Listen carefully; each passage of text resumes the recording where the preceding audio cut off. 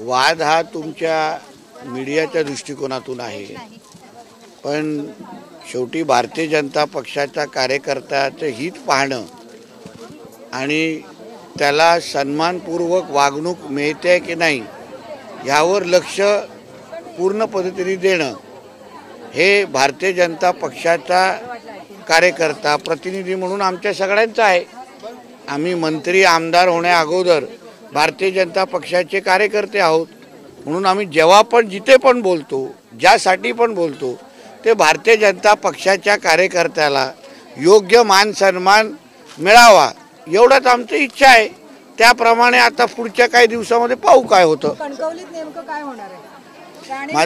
माझं तेच म्हणणं आहे, काही दिवस थांबा, घाई करू नका, तुमचे चॅनल अजून चालतील याची काळजी आम्ही निश्चित पद्धतीने घेऊ। रत्नागिरीत तसाच वाद आहे, भाजप आणि शिवसेना। भाजपचे पदाधिकारी शिवसेनेची युती करायला तयार नाहीये, काही अपक्ष लढवणार आहेत तर काहींनी राजीनामा दिलाय। आपण रत्नागिरी जिल्ह्याचे संपर्क मंत्री आहेत भाजपचे, नेमकं काय बघा, परत सांगतो, भारतीय जनता पक्षाची ताकद ही 19 पासून 24 मध्ये भरपूर वाढलेली आहे। गावागावामध्ये आमचे असणारे कार्यकर्त्याचं जाळं असो, आमचं मतदान असो, सगळ्या बाबतीमध्ये भारतीय जनता पक्षाची ताकद वाढलेली आहे। ह्याची चांगली जाणीव आमच्या कार्यकर्त्यांना आहे, कारण का शेवटी ते गावागावात असतात।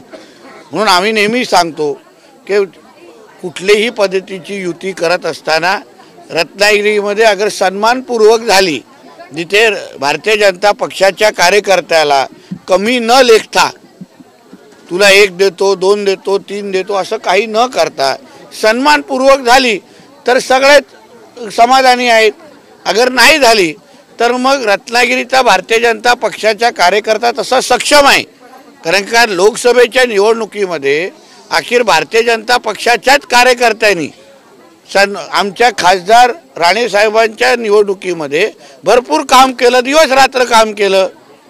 म्हणून कार्यकर्त्याला आता अपेक्षा आहे की बाबा आता आमच्या निवडणुका आहेत, आमच्या निवडणुकीमध्ये सन्मानपूर्वक व्हावं, कोणी आम्हाला कमी लेखू नये, हलक्यात घेऊ नये, कोणी आम्हाला सुक्या धमक्या देऊ नये, कोणाला खुमखुमी काढायची असेल, मिटवायची असेल तर आम्हीही तयार आहोत, अशा पद्धतीच्या धमक्या देऊ नये एवढीच प्रत्येक कार्यकर्त्याची इच्छा आहे।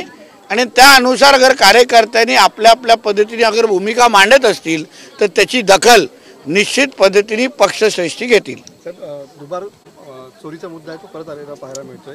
मनसेने देखील दुबार जे वोटर्स आहेत मुंबईमधले त्यांचे आयडेंटिफिकेशन करण्यासाठी काही टीम नेमलेले आहेत। तर त्या टीमला मी सांगेन ना, पहिलं जरा मोहम्मद अली रोडवर जावा, नल बाजारमध्ये जावा, बहिरमपाड्यामध्ये जावा, किंवा आमच्या इथे पण किनारपट्टीच्या काही भागामध्ये पाठवतो, कसे दुबार, चौबार, 10 बार सगळे आहेत। हां, आणि ते नेमके आमचे आहेत का किंवा बांगलादेशी आहेत, रोहिंग्या आहेत, पाकिस्तानी आहेत, म्हणून अशा ज्यांना दुबार काही यादी घेऊन कोणाच्या घरात जायचं असेल ना तर आमच्या हिंदू राष्ट्रामध्ये आमच्या हिंदूंच्या घरात जाण्याची हिम्मत कोणी करू नये। हिम्मत असेल तर मोहल्ल्यांमध्ये घुसा, विचारा तिथे कोण कोण किती किती राहत आहेत, मदरसामध्ये जाऊन विचारा काय काय चाललंय तिथे, याद्या दाखवण्याची एवढी हिम्मत असेल ना तर तिथे जाऊन मोहल्ल्यांमध्ये घुसा आणि विचारा की कोण किती असतं, कसे असतं। सगळेच बुरखा घालून मतदान करणाऱ्या महिलाच असतात का हे थोडं तपासणी करा, तिथे बडवण्याची भाषा करा ना जरा मोहल्ल्यामध्ये जाऊन, मग आम्ही बघू। सर, आपल्याला आयोगाची नोटीस आली, आयोगाची अल्पसंख्याक माझ्या हातात आलेली नाही, त्यांनी त्याचं काम करावं, मी माझं काम करणार। हां, हिंदू राष्ट्रासाठी हिंदुत्वासाठी मी सदैव बोलत राहणार, त्यांना त्यांचं काय काम करायचं असेल त्यांनी नोटीस पाठवत राहावं। सर, आज कार्यक्रमाला राष्ट्रसेविका समितीच्या धन्यवाद, कार्यक्रमाबद्दल विचारलं काय एकूणच सांगाल, कारण मग तुम्ही तर अनावरण देखील केलेलं आहात। नाही, क्रांतिकारक फडकेजींच्या शिलालेखाचा अनावरण आज ह्या गावामध्ये झालं।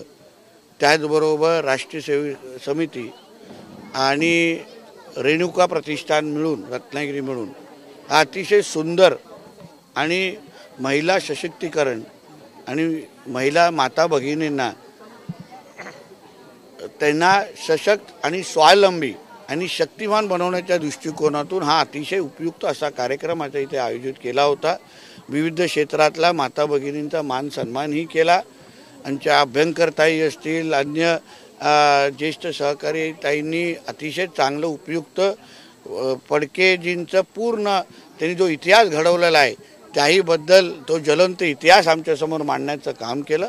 अतिशय प्रेरणादायी हा कार्यक्रम होता. अशाच नवनवीन घडामोडी पाहण्यासाठी 24 न्यूज चॅनलला आत्ताच सबस्क्राईब करा, शेअर करा आणि बेल आयकॉनला प्रेस करायला विसरू नका. आणि हो, तुमची प्रतिक्रिया देखील कॉमेंट बॉक्समध्ये नोंदवा.